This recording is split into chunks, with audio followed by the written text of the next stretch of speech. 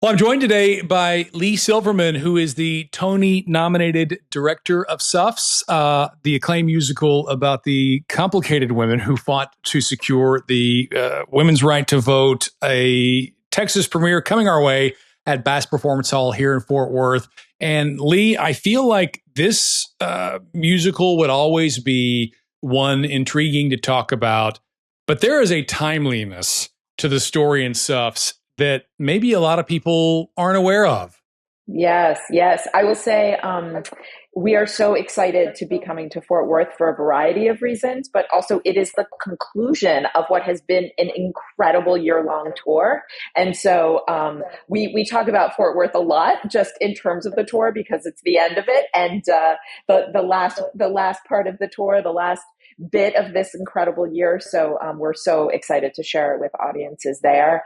And yes, it is an incredibly timely, entertaining piece about caring so much about something that you are willing to put yourself out there and fight for what you believe. And I think it is a real story of both just energy and getting good work done with your friends, and the music is incredible, and it's just, I think, an incredibly interesting moment to be doing this show. We started working on it in 2016, and the world has only gotten more complicated and more hungry for stories like this. Well, like I said before, I feel like this is a story that always deserves to be told because we need to know where some of the civil rights that we take for granted came from, the stories behind them. There are human stories in that mix that I think it's far too easy to forget about it, overlook, or take for granted. But I think, as I mentioned, it's especially timely now because there are conversations about, hey, you know what? What if women didn't have the right to vote? There are people pushing for that. Yes.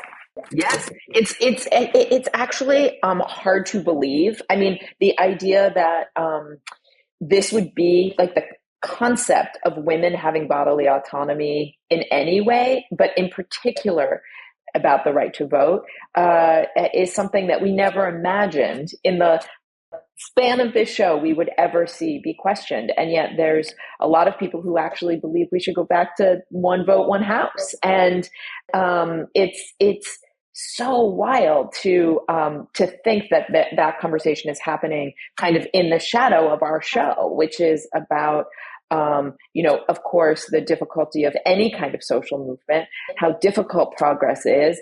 And I think now really serves as this sort of, it's like it was hard to get. It took a long time. It took 60 plus years. I mean, when we opened our show in 1913, there were already 6 decades of Suffs who had been fighting, and they each should get their own musical, and we should have nothing but spin-offs. So it's not like, it's just these people. I mean, people that you may have heard of, Susan B. Anthony, long dead at the time that this show starts. So it's just been like an incredible opportunity, to bring a story like this to people's consciousness. I mean, this is the kind of story I was just so hungry for it as a young person. I was so, dying to see female characters like this, hanging out with their friends, making change happen, caring about things, thinking about family versus career.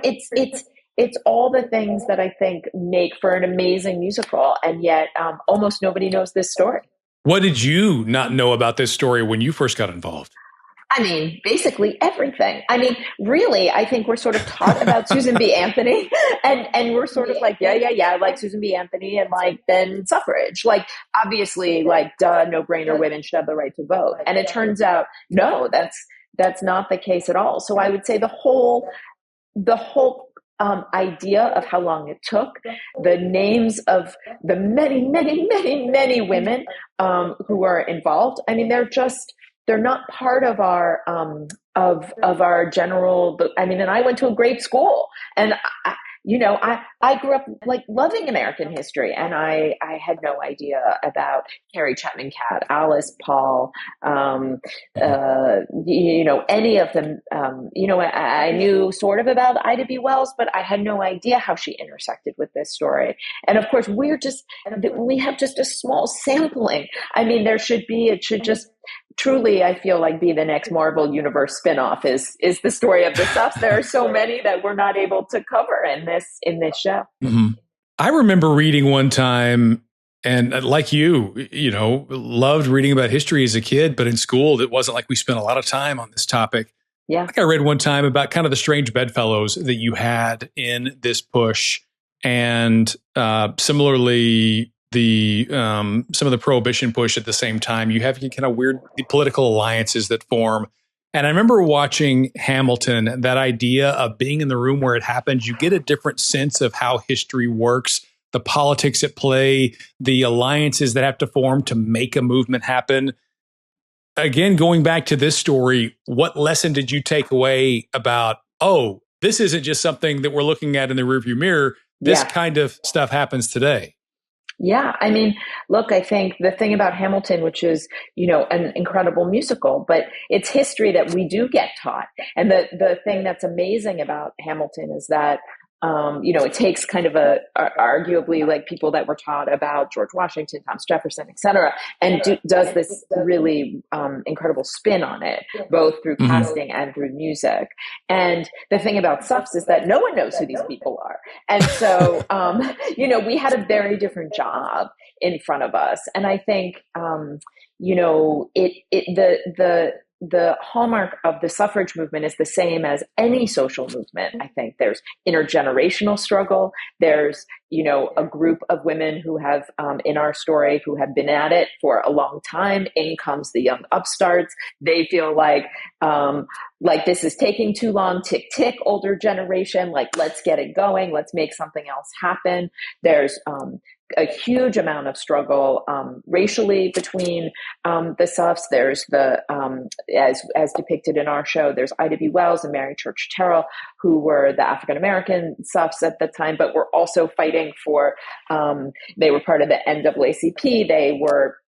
Ida B. Wells was also a journalist, and suffrage was part of what they were fighting for, but not the whole picture. And they had struggled between each other. I mean, about how to make change happen. I think that sort of evergreen is the idea of everybody wants change. We all want the same change, but how to make it happen is different amongst everyone and creates all this different tension. And I think you can find that in any social movement that's happened. Probably ever.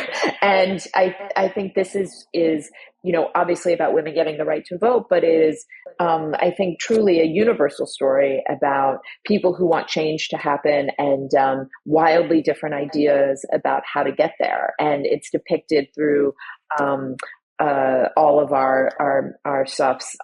In our story, we have our older generation, our younger generation, the people who feel that the way to get suffrage is to be polite and take tea with Wilson. And then there's the younger generation who want to burn it down. And I think that story is one that everyone can understand, and for many of us have been on both sides of at some point in our life, or we're going to be on both sides of it. And I just think it's one of the truly remarkable aspects of the musical. Obviously already so much success and so many accolades for this production, but it's one that I'm sure a lot of your traveling audiences are seeing for the first time, encountering for the first time, just given that, in the world of musicals, still pretty new on the scene. For people who haven't seen Suffs and are going to go to Bass Hall in Fort Worth, what are they in store for? What's going to surprise them the most? No spoilers, obviously. Spoilers, yes. I mean, women got the right to vote, so spoiler. Hey! Yeah, so that's fingers crossed throughout. Maybe, I hope they pull it off. That's right. I think the thing that people I've encountered, I've seen this tour many times now in many different cities around the country, how uplifted people feel, how hopeful they feel, how funny they find it. I think people are blown away by the voices in this company. They are so off the charts amazing. It is just an incredible experience to have people. I mean, truly, it's why we wanted to do the show on Broadway, because then if you do the show on Broadway, it's like, yes, yes, yes, it gets to be on Broadway. And we were nominated for a whole bunch of Tonys. We won a bunch of Tonys, like history making show. Yes, yes, yes. But really, it's about then being able to bring it around the country. And it's about the accessibility that a national tour provides. I mean, I did not grow up going to Broadway. I grew up in rural Maryland. I saw the touring company of Les Mis. It made me want to do theater. I mean, for many, many theater practitioners, the first show that they saw or the show that made them love theater was a touring show that came through their hometown. And the idea that that can be Suffs for so many people just is for me such an incredible icing on the cake of this incredible experience. We, of course, also did a pro shot of it for great performances on PBS, and I'm so proud of that pro shot, and it's been watched hundreds of thousands of times and is available on the PBS YouTube, and that is also incredible. I think they make great companion pieces, actually, because you can see the OG Broadway company, and then you get to see this just like off the chain incredible touring company. But I will say, I've seen it in a number of cities. I was just in DC a few weeks ago and saw it there in my hometown, just down the block from the White House. And I really truly feel that it is providing this service to people at a time when things are it just feels so, everything feels so hard and complicated. To see the stories of people who came before us, what they went through, before they could get their news from their phones, before they had comfortable shoes to wear, they were out there picketing, writing letters. Like, it's just good to know that people went through a lot of really hard stuff before us and that we're on this continuum. I think that gives people a great sense of hope. And I just think the music is like unbelievable. And these performances are truly, truly blow the roof off. When you are taking a historical story like this and you want to be true and authentic to the telling of the story, that's, one thing you're holding. You're also holding, okay, how do we make this entertaining? How do we make it relevant? How do we make this the kind of production that's worthy of being on Broadway, that's worthy of the traveling show?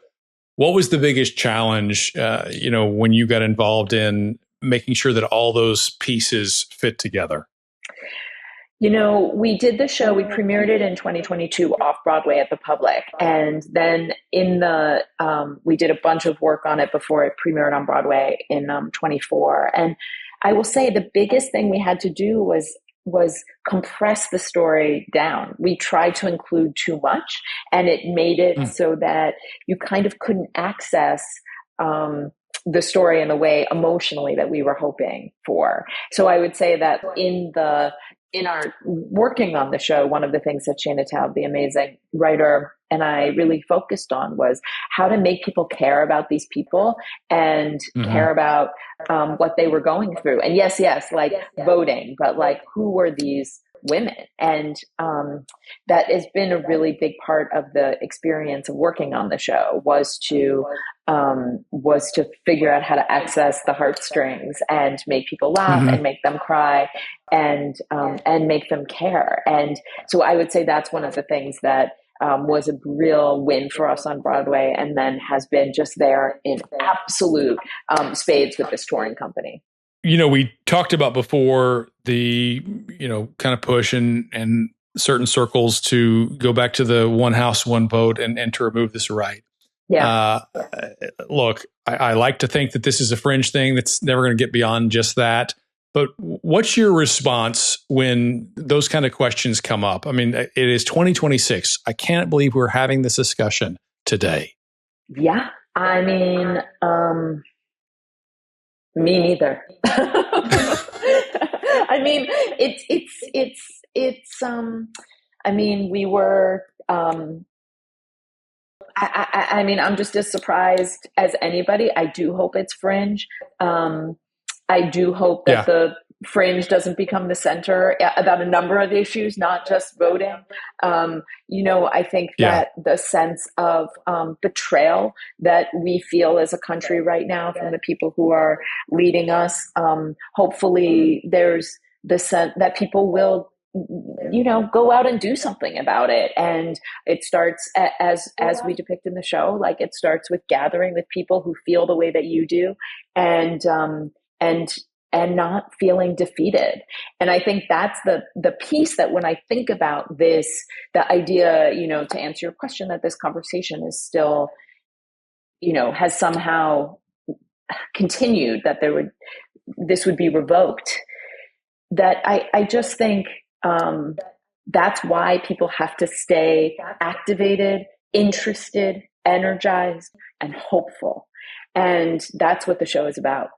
But it's almost this weird feedback loop, I think, where the mere act that we're talking about in the show of getting out and voting, it is one of the most basic rights that we have.